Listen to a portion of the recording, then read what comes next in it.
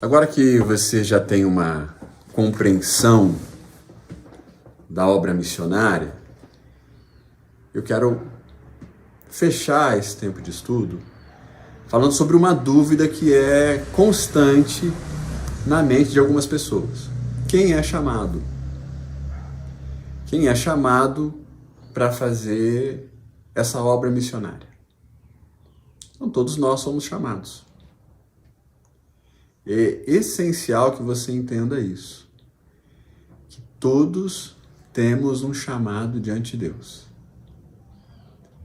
Quando em João vai se afirmar, a todos quantos o receberam, deles o poder de serem feitos filhos de Deus, a saber, aos que creem no seu nome, isso nos coloca em comunhão direta com a figura de Jesus Cristo.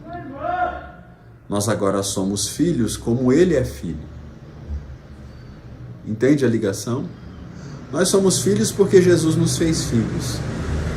E somos filhos como Jesus é filho. Jesus, sendo filho, é enviado para uma missão.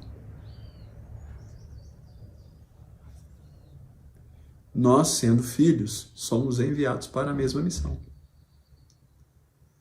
Não temos a santidade que habitava em Jesus, mas temos a responsabilidade do envio como ele teve.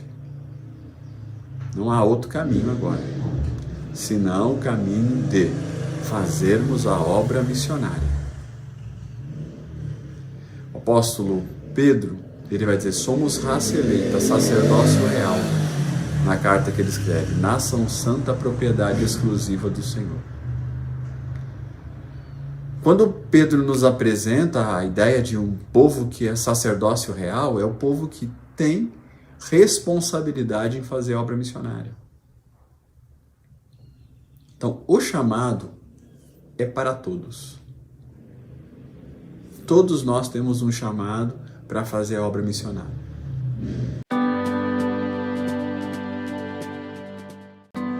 EBD, Escola Bíblica Digital. Aos pés de Jesus. Vão acontecer desafios especiais para algumas pessoas na Terra. Desafios muito especiais para algumas pessoas aqui na Terra. E aí a gente vai encontrar essa construção também em toda a história. Quando a gente vê Abraão sendo chamado, em Gênesis 12, sai da tua terra, da tua parentela e vai para a terra que eu te mostrarei, é um chamado específico. Não seremos todos nós que sairemos da nossa terra, da nossa parentela e vamos para um lugar específico. Não é todo mundo que vai viver isso. Eu recebi essa honra, eu sou grato a Deus, de que eu fui chamado para ir para um outro lugar, distante de onde minha mamãe e meu papai estavam, e inclusive da igreja onde eu congregava. E conheço amigos que foram muito mais distantes do que eu, e eu saí alguns quilômetros do interior de São Paulo para o centro de São Paulo trabalhar com criança de rua. Visitei alguns lugares do mundo, mas não vivenciei, a vida plenamente de 2, 3, 5 anos fora do Brasil. Esse chamado é um chamado específico. Algumas pessoas viverão esse tipo de chamado. Um convite especial de Deus. Isso só poderá ser definido entre o coração da pessoa e o Pai. A igreja, ela deve acompanhar esse tempo de desafio de Deus, deve acompanhar esse tempo de compreensão das coisas que estão acontecendo e então ajudar essa pessoa a viver um treinamento para ir para o seu chamado específico. Que pode ser, como nós falamos durante a aula, um chamado específico para um povo dentro da tua própria cidade. Então há pessoas hoje que são especialistas em evangelizar gente que mora na rua. Recebeu de Deus algo especial. Por mais que seja estranho o que eu vou dizer aqui, existem pessoas especialistas em evangelizar os mais ricos do mundo. Não é um evangelismo simples, tá certo? Essa questão de não é um evangelismo simples é interessante. Quando você coloca os missionários de campos diferentes, um diante do outro, um vai sempre dizer assim, eu não conseguiria fazer o que você faz. Eu me lembro de estar entre missionários, entre indígenas, né? E a vivência ali com cobra, com crocodilo, e sem acesso nenhum, né? A industrialização do mundo, 5 anos na floresta, sem um shopping. E aí eu falei assim, rapaz, acho que eu não conseguiria. E eles disseram, rapaz, eu não conseguiria entrar numa cadeia para evangelizar. Eu acho que eu ficaria tenso, nervoso, ansioso, as grades se fechando, ficar na rua, conviver com traficante. É algo específico que nasce, que vem de um agir do Espírito Santo sobre nós. Então, preste atenção. O chamado é para todos. Eu vou ler aqui uma afirmação que é do Ronaldo Lidoro. Ele diz assim, somos chamados a crer e no mesmo movimento enviados a partilhar a nossa fé. A comunicação do Evangelho é um chamado de Deus para todos os salvos em Jesus. Todos. Todos nós fomos chamados para comunicar o Evangelho. Todos nós somos chamados a ser sal e luz na terra. Essa é a nossa identidade.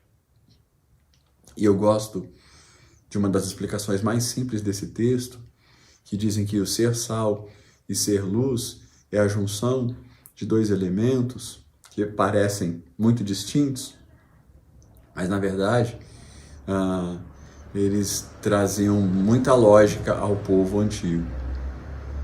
Dizem assim, o sal da sede. O sal da sede. O mundo está em trevas. Quanto mais o povo, o cristão estiver na terra salgando, mais o povo vai ter sede. Mas nas trevas eles não encontram a água. Nós somos sal para dar sede e somos luz para levá-los até a água. Alguns serão desafiados a salgar lugares distantes. Alguns serão desafiados a serem sal para povos não tão aceitos no mundo. Como assim, Clécius? E esse é um chamado difícil até hoje na alma de algumas pessoas. Se eu disser para você que estamos treinando um missionário entre surdos, não acredito que vai haver alguém no mundo que vai ser contra a evangelização dos surdos. Não acredito. Eu não acredito que se eu disser que nós vamos enviar missionários para o evangelismo dos cegos, alguém vai ser contra o evangelismo dos cegos. É um treinamento específico, um evangelismo específico. E a maioria vai levantar as mãos e dizer, apoiamos, queremos mandar dinheiro. Mas evangelizar alguns povos tem gerado controvérsias. Vamos evangelizar os muçulmanos radicais, os homens-bomba. Algumas pessoas dizem não devem receber o evangelho. Não vou investir nisso. Vamos evangelizar a ala da cadeia onde nós temos estupradores. Não. É difícil, às vezes, levantar recurso para alguns projetos. Nós conhecemos muitos irmãos que trabalham com cadeia, e quando se fala de levantar ofertas para cuidar do trabalho com cadeia, o investimento é baixo. Pagar um curso para um menino que saiu da Fundação Casa, o investimento é baixo. E assim muitas vezes acontece no coração de um missionário. Primeiro impacto. A história de Jonas não é uma história só de ilustração. Existe uma crise, muitas vezes vivida, no primeiro processo de envio. Então nós temos que entender que todos são chamados e alguns vão ser chamados especificamente. Aos que são chamados especificamente, a igreja deve capacitar, treinar para o envio e preparar algumas pessoas para as crises vividas no processo de envio. Quando ela se encontra com o povo, ela não entende por que o Senhor quer naquele povo. Ou então existe um amor por um povo. Mas o missionário, no primeiro momento de chamado, ele fica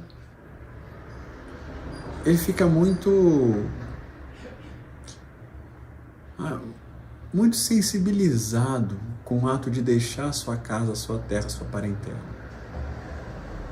É um dos caminhos, às vezes, de conflito. Quando eu digo conflito, não é você que não quer ir, tá certo? Eu não quero ir por causa disso.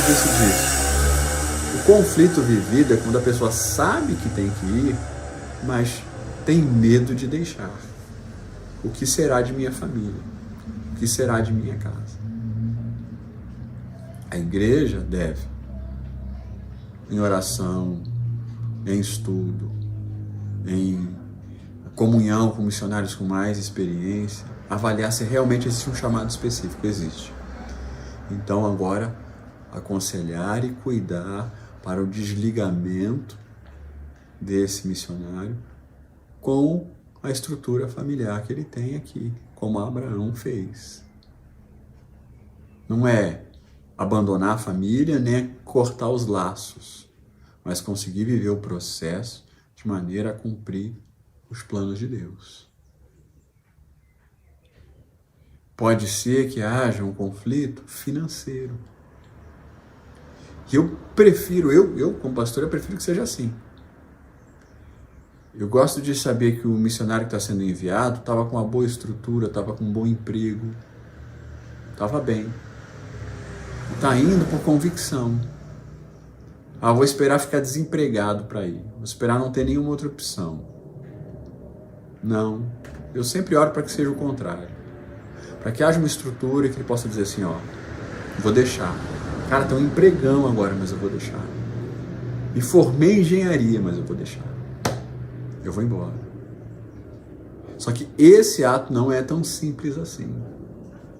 Deixar. Eu me lembro do meu conflito, quando eu encontrei um caminho, achei que eu ia despontar profissionalmente, e o Senhor disse, olha, vai embora. Vende tudo que tens, parte. Essencial que a igreja observe esses conflitos. Os pastores, que a equipe sejam prontos a ouvir e tenham paciência, porque haverá. Mas também é essencial que a igreja impeça que aconteça com os seus vocacionados o que aconteceu com o profeta Jonas.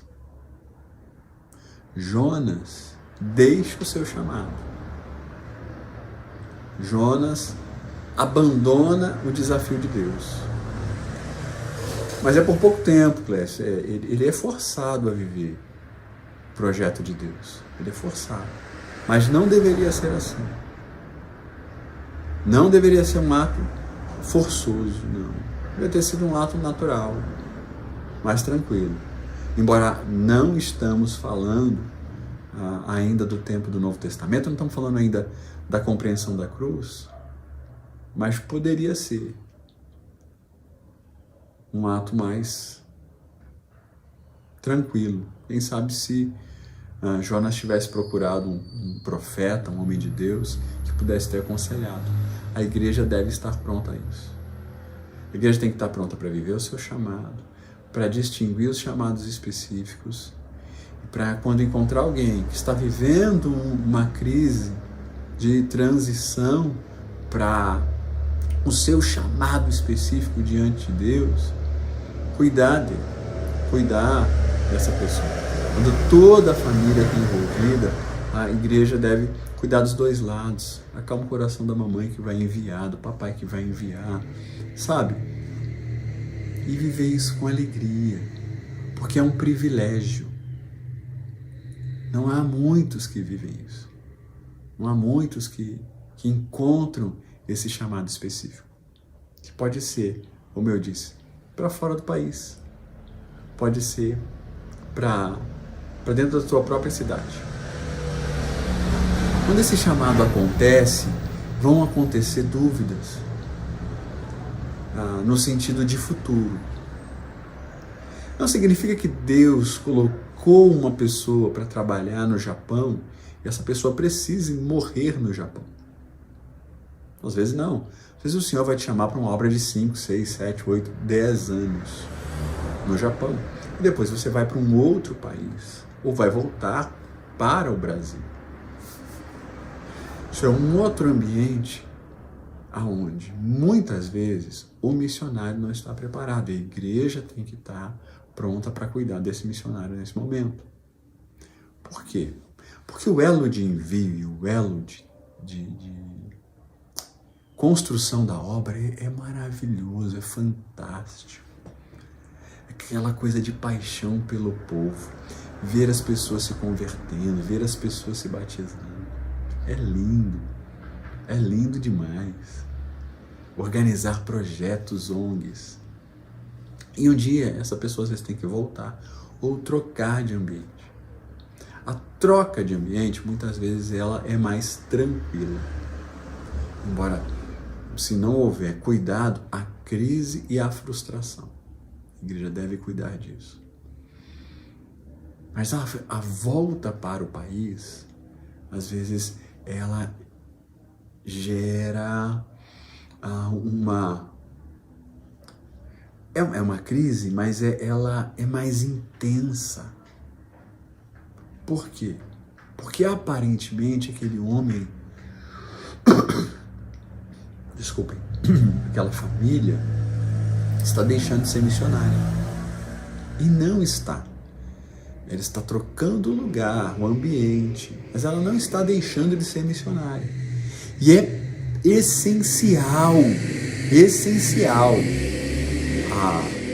a igreja observar isso e ter psicólogos, conselheiros, gente envolvida nesse processo para cuidar e orientar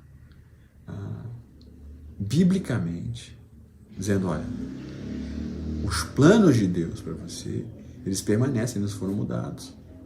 Não há caminho de destruição, mas é caminho de vida. Eu estou me frustrando, eu não sou mais, não me chame mais de missionário, não vou chamar mais de missionário. Não faça isso. Eles voltaram e a autoridade missional que existe nesse casal, nessa família, ela ainda é real, nesse homem sozinho, nessa mulher sozinha, ela é real, ela ainda existe. Então é essencial a igreja se envolva na compreensão do que é, no envio, tá certo?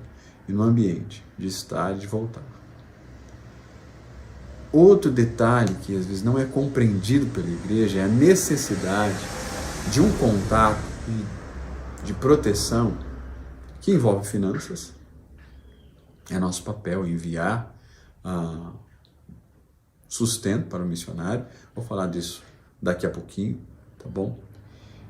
Cuidado com cartas, com mensagens e visitas missionárias.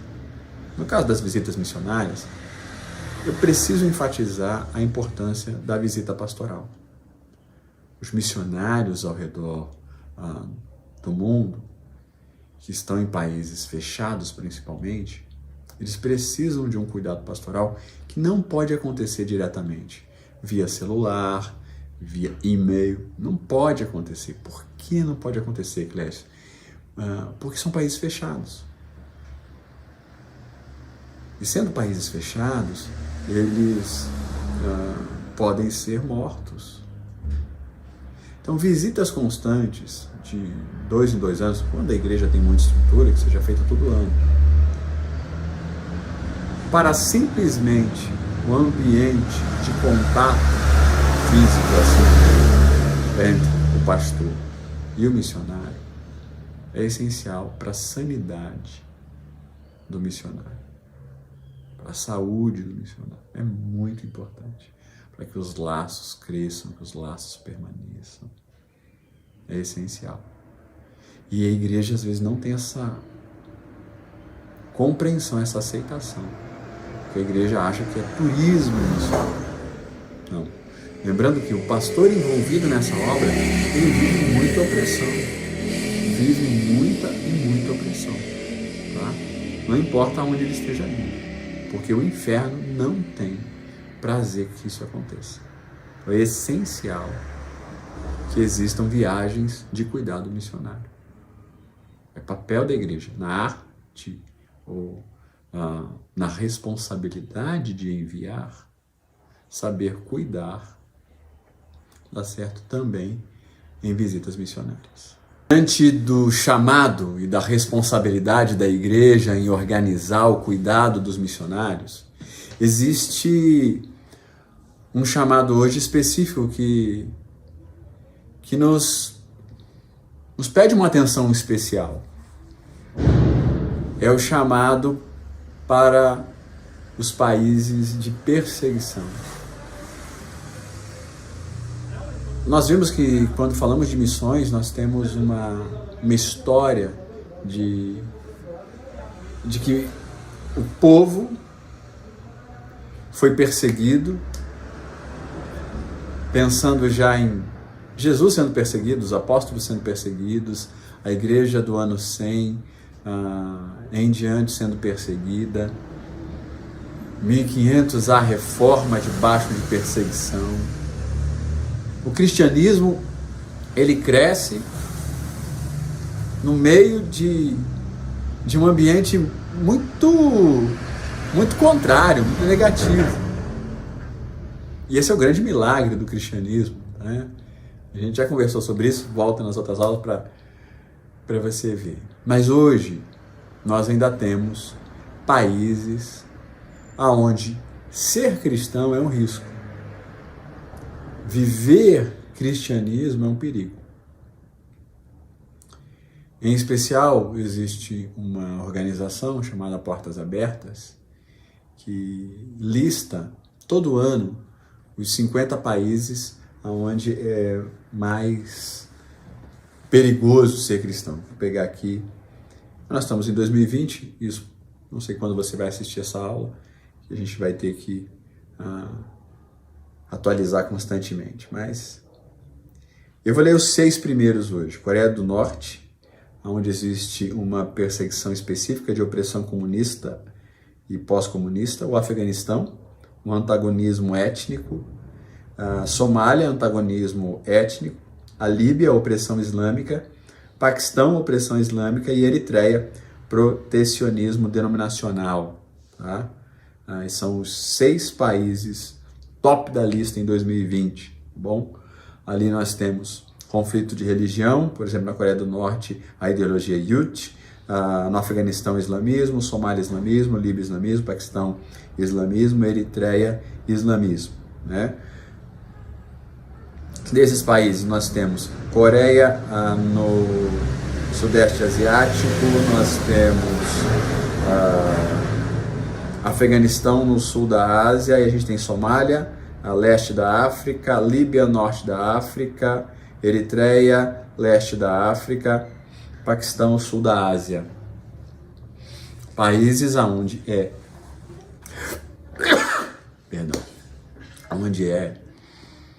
perigoso ser cristão.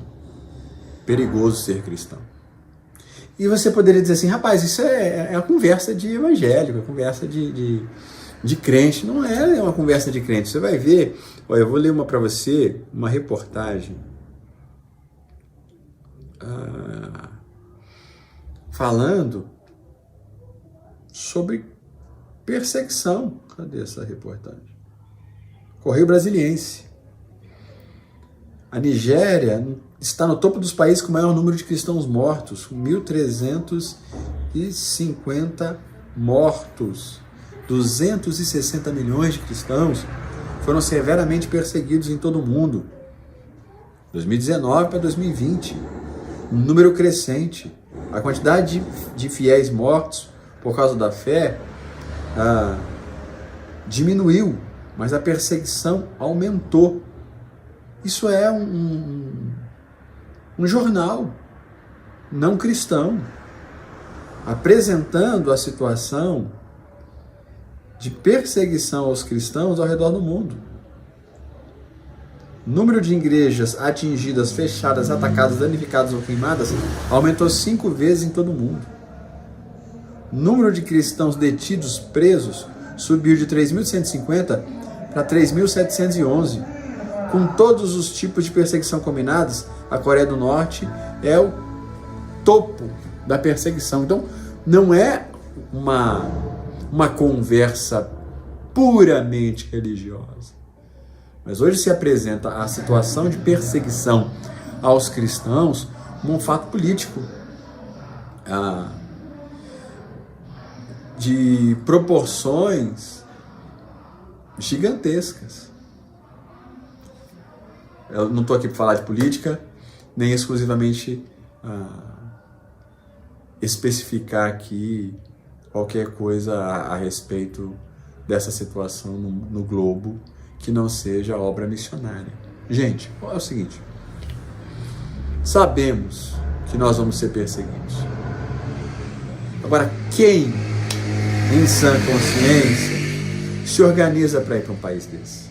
Alguém que recebe um toque, um chamado de Deus.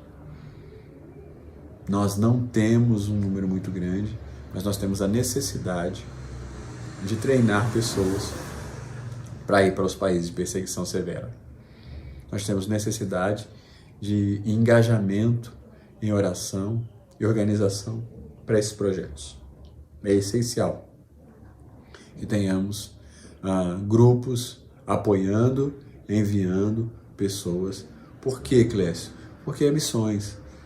Porque a mensagem do Cristo é a grande mensagem de esperança para esses lugares. Nós não podemos nos acovardar diante dessa situação. Então, creio na importância, creio que o Senhor tem chamado pessoas para ir para esses países. E é papel da igreja organizar esse envio. Quando falamos desse envio, há uma confusão na mente de algumas pessoas. Falando de envio e de sustento. Porque normalmente nesse país nós precisamos enviar profissionais. E muitos desses profissionais serão enviados a esses lugares, contratados por empresas nesses lugares, mas terão como objetivo único e exclusivamente serem contratados e não levarão em conta o salário. E às vezes vão aceitar salários que não cobrem os seus gastos. E muitas vezes, inúmeras vezes isso acontece. Vão para países carentes, que não têm organização financeira, inclusive, para absorver gente de fora. Então a igreja que envia, não envia na expectativa de que a profissão ela sustente. A gente envia na expectativa de que a profissão abra portas. Mas quem sustenta é a igreja. Porque o único objetivo ali é dar um bom testemunho, ser um bom profissional com seu testemunho, para que o evangelho seja pregado. Para que alguém entenda Jesus. Esses países têm sido abençoados com milagres extraordinários. Pessoas têm descoberto Jesus só pelo sonho, descoberto Jesus com encontros sobrenaturais, mas ainda é essencial.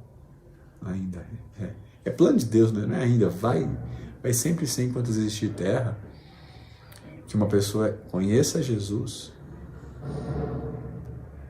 através da santa palavra ministrada por outra pessoa. Precisa ouvir e crer, e precisa ser discipulado. Então é essencial ter cristãos nesses países. Deus realmente guie o coração para que missões não parem nos países fechados, e que você disponha o seu coração para fazer obra missionária, qualquer um desses lugares que você ouviu, né? Que você tenha o teu coração aberto para fazer obra missionária, que esse pequeno tempo que a gente teve estudando tenha sido de grande valia para o Espírito Santo de Deus trabalhar no teu coração.